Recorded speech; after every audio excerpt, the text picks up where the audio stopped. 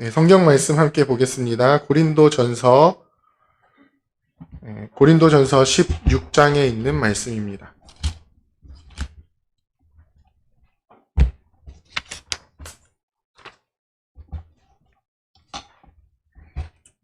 고린도전서 16장 1절에서 24절까지 말씀을 함께 보도록 하겠습니다.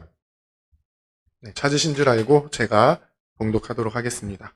성도를 위하는 연보에 관하여는 내가 갈라디아 교회들에게 명한 것 같이 너희도 그렇게 하라. 매주 첫날에 너희 각 사람이 수입에 따라 모아두어서 내가 갈 때에 연보를 하지 않게 하라.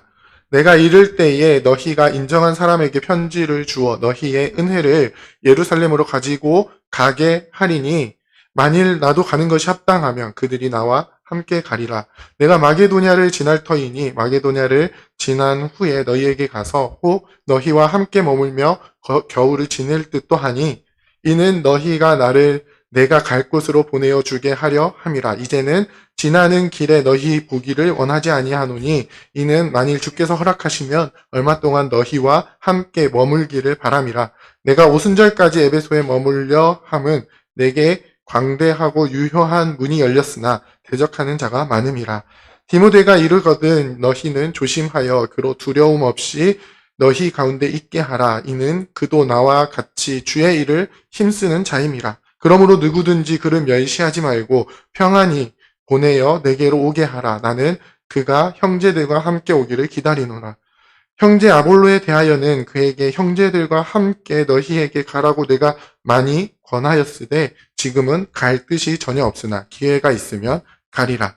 깨어 믿음에 굳게 서서 남자답게 강건하라. 너희 모든 일을 사랑으로 행하라. 형제들아, 스데바나의 집은 곧 아가야의 첫 열매여도 성도 섬기기로 작정한 줄을 너희가 아는지라. 내가 너희를 권하노니 이 같은 사람들과 또 함께 일하며 수고하는 모든 사람에게 순종하라. 내가 스데바냐와 부드나도와 아가이고가 온 것을 기뻐하노니 그들이 너희의 부족한 것을 채웠음이라. 그들이 나와 너희 마음을 시원하게 하였으니 그러므로 너희는 이런 사람들을 알아주라.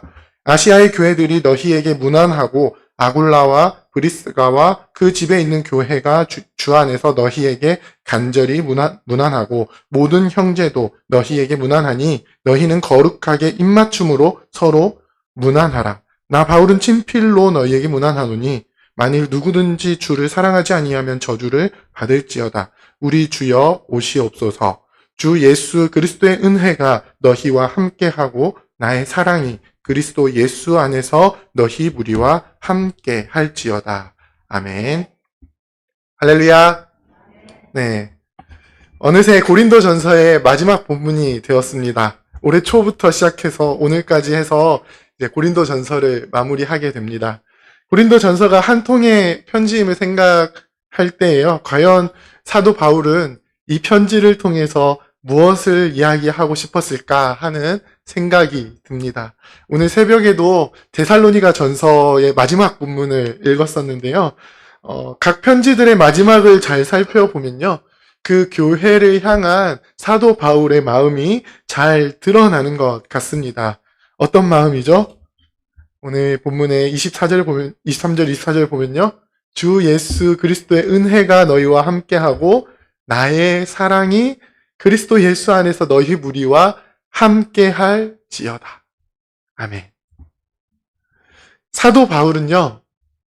십자가로 시작해서 부활로 완성되는 복음의 핵심을 설명한 후에 이 사랑하는 교회가 그 복음 안에 온전히 거하기를 소원하고 있습니다. 단순히 고린도 교회가 가지고 있었던 그 문제들에 대한 솔루션이나 혹은 고린도 교회가 질문했던 질문들에 대한 대답만 이들에게 한 것이 아니라 그 문제들과 질문들이 복음 안에서 어떻게 해석되어야 하는지를 분명하고 명료하게 가르쳐준 다음에 그 복음적인 삶이 고린도 교회 성도들에게 온전하게 나타나기를 원하는 것이죠. 그래서 15장 마지막에는 뭐라고 권면하냐면요. 견실하고 흔들리지 말고 항상 주의 일에 더욱 힘쓰는 자들이 되라고 합니다. 그 일들, 주의 일들을 온전히 이루기 위해서 사도 바울은 편지 마지막 부분을 통해서 이제 몇 가지 언급하는 게 있습니다. 첫째는 연보하는 것이고요. 둘째는 고린도 교회에 방문하게 되는 사역자들에 대한 것들, 그리고 마지막으로는 주 안에서 함께 형제된 성도들에게 문안하는 것을 통해서 어떻게 연합해야 하는지를 보여주고 있습니다. 연보는 고린도 후서 말씀과 비교를 하면서 보면요, 고린도 교회 안에 이 다른 교회를 위한 연보를 하려는 마음이 항상 있었다라는 것을 알 수 있습니다. 특별히 이때는요, 예루살렘 교회가 어려움을 당한 시기하고 맞물려서 고린도 교회 안에 이 예루살렘 교회를 위한 연보를 하고자 하는 그 마음이 있었던 것으로 보입니다. 그런데 이 고린도 교회는요, 이 연보를 할 때 즉흥적으로 예배 드리러 왔을 때 내 주머니를 딱 뒤져서 주머니에 있던 돈을 가지고 연보를 했던 것 같습니다. 그래서 오늘 본문에서는 뭐라고 이야기를 하죠? 2절에 보면요, 매주 첫날에, 언제죠? 매주 첫날이 언제죠? 주일입니다. 네. 각 사람이 수입에 따라서 계획적으로 모아두어서 하라고 말씀합니다. 그래서 어떻게 하라고요? 사도 바울이 고린도 교회에 갔을 때 그때 즉흥적으로 하지 말고 미리 마음을 모아서 계획적으로 연보할 수 있도록 준비를 해 두라고 이야기를 하는 것입니다. 이것은 매우 중요합니다. 다른 성도들을 섬기는 일에 대해서 물론 마음이 생겼을 때에 바로바로 하면은 굉장히 좋죠. 그런데 계속해서 즉흥적으로 하다 보면요, 교회 안에서 형평성이 맞지 않는 경우가 생길 수도 있습니다. 실제로 사도행전에서 보면은 사도들이 말씀과 기도에 전념하기 위해서 7 집사를 세우죠. 그때에 이 7 집사를 세우는 그 이유, 그 원인이 되는 일들이 무엇이었냐면요, 교회 안에서 구제가 형평성에 맞지 않게 이루어졌기 때문입니다. 그렇게 되면 교회 안에서 마음이 상하는 자가 생겨나게 되고요, 그들이 받은 상처로 인해서 교회가 나누어지는 일들이 발생하게 되는 것이죠. 사도 바울은 교회 안에서 구제와 다른 성도들을 위한 섬기기 위한 마음이 많은데 그것을 계획적으로 어떻게 하는 것이 주님의 마음에 합당한지, 주님의 마음이 어디로 향하고 있는지를 잘 살펴서 연보를 주의 뜻에 맞게 하도록 권면하고 있습니다. 두 번째로는요, 사도 바울 자신과 디모데를 통해서 교회를 섬기고자 하는 그 마음을 보여주면서 그에 대해서 고린도 교회가 어떻게 해야 하는지를 말씀합니다. 사도 바울은 어떻게 이야기하고 있죠? 5절, 7절을 보면요, 잠시 지나면서 얼굴만 딱 보고 가는 것이 아니라 함께 머물기를 원하고 있다라고 이야기를 합니다. 물론 이 고린도 후서 말씀을 보면요, 바울이 여기에서 이야기한 것처럼 고린도 교회에 머물지 못했다라는 것을 알 수는 있지만요, 사도 바울은 정말 간절히 이 고린도 교회로 가서 사역하기를 원했습니다. 비록 길이 막혀서 갈 수 없었지만 고린도 교회를 사모하며 그 교회가 바로 세워지도록 사역하기를 원했다는 것이죠. 같은 이유로 디모데를 고린도 교회로 보냅니다. 상대적으로 젊은 사역자인 디모데를 통해서 교회를 섬기고 바로 세우도록 사역할 수 있도록 교회로 보내는 것이죠. 그런 사역자를 받는 고린도 교회의 태도에 대해서는 어떻게 이야기를 하고 있습니까?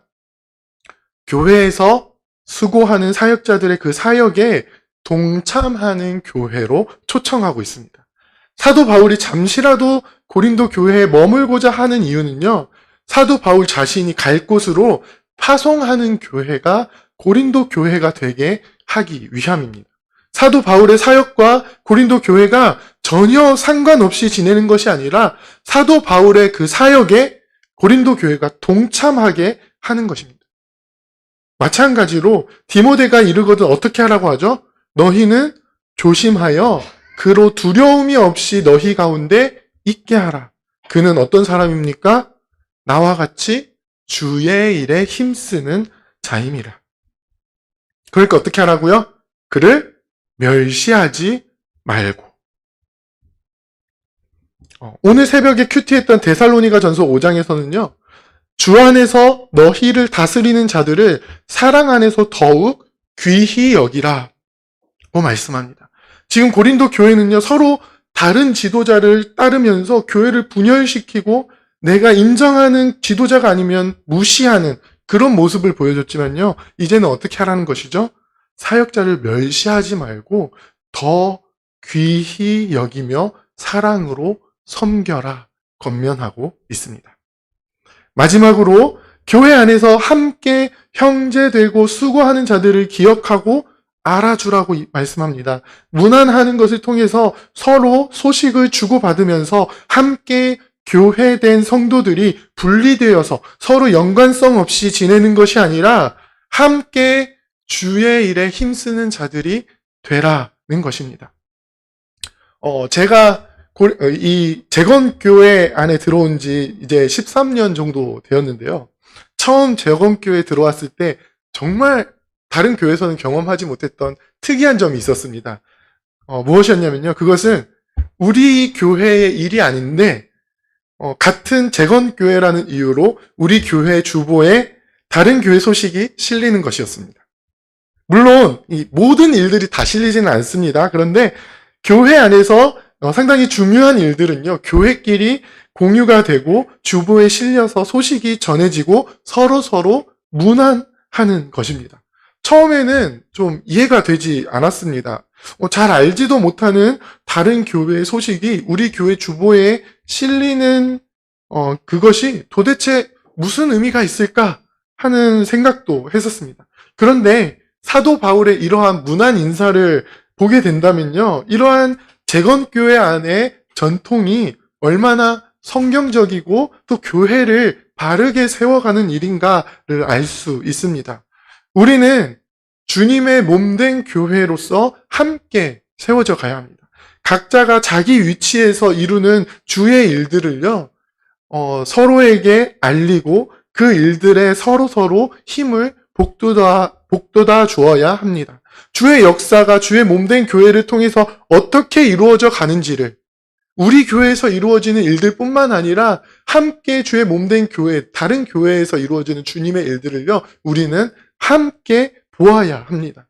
이러한 일들을 통해서 주의 몸된 교회는 바로 세워져 가고요. 비록 몸은 떨어져 있더라도 우리는 주 안에서 연합된 성도들이 될 수 있는 것입니다. 사랑하는 부산교회 성도 여러분, 주의 사랑 안에 함께 연합된 자로서 일어나 함께 가십시다. 주의 몸된 교회를 돌아보면서 함께 주의 일들을 이루어가면서 우리보다 약한 성도들은 돌아보면서 주의 사랑을 실천하며 함께 가기를 원합니다. 이를 위해서 사도 바울은 뭐라고 강하게 명령하고 있습니까? 13절, 14절을 함께 보면요. 13절, 14절 함께 읽어보도록 하겠습니다. 13, 14절입니다. 같이 읽겠습니다. 시작! 깨어 믿음에 굳게 서서 남자답게 강건하라. 너희 모든 일을 사랑으로 행하라. 아멘. 그리스도의 복음에 깨어있고 믿음에 굳게 서서 모든 일들에 대해서 담대하게, 그리고 고린도전서 편지를 통해서 가르쳐준 모든 것에 대해서 사랑으로 실천하라고 권면하고 있습니다. 우리도 고린도전서를 통해서 배운 이 하나님의 말씀을 잘 기억하고 십자가로 시작해서 부활로 완성시키신 그 복음에 깨어있고 믿음 위에 굳게 서서 하나님의 역사하심을 경험하고 담대함으로, 강함으로, 남자답게, 여기서 남자답게는요, 당시에 이 군인들의 모습, 군인이 보여주는 모습을 의미하기도 하는데요. 그 군인처럼 굳게 서서 군인이 지키고 서 있는 것처럼 어떠한 적들의 공격이 있을지라도 꿋꿋이 버티며 견디며 지켜내는 그 굳건한 모습처럼 끝까지 지키고 버티고 인내하라는 것이죠. 어떻게 인내할 수 있습니까? 예수 그리스도께서 다시 오실 날을 바라보는 소망으로, 그리고 모든 일에 사랑으로 기쁘게 수고하며 헌신하는 이 믿음과 소망과 사랑이 언제나 넘쳐나는, 그리고 그 사랑 안에서 함께 연합되어 주의 나라를 함께 이루어 나가는 저와 여러분들이 다 되시기를 주님의 이름으로 부탁드립니다. 기도하겠습니다. 사랑과 은혜가 풍성하신 하나님 참 감사를 드립니다. 우리에게 말씀을 주셔서 말씀을 통하여 주님의 뜻을 배우게 하시니 참으로 감사를 드립니다. 하나님, 우리가 긴 시간 동안 고린도 전서를 통해서 하나님의 말씀을 배웠습니다. 고린도 교회가 가지고 있었던 여러 가지 문제들, 그리고 그들이 처해 있던 여러 가지 상황과 문화적인 그 상황들 속에서 그들이 어떻게 하나님의 뜻을 이루며 나아갔어야 하는지를 가르쳐주는 이 말씀을 통해서 우리도 이 시대를 살아가는 동안에 하나님의 말씀을 굳게 붙잡고 믿음에 굳게 서서 끝까지 소망하는 인내하며 사랑으로 주의 일들을 감당하는 주의 복된 교회, 주님의 거룩한 백성들 다 될 수 있도록 역사하여 주시옵소서. 사랑합니다. 예수 그리스도 이름으로 기도드립니다. 아멘.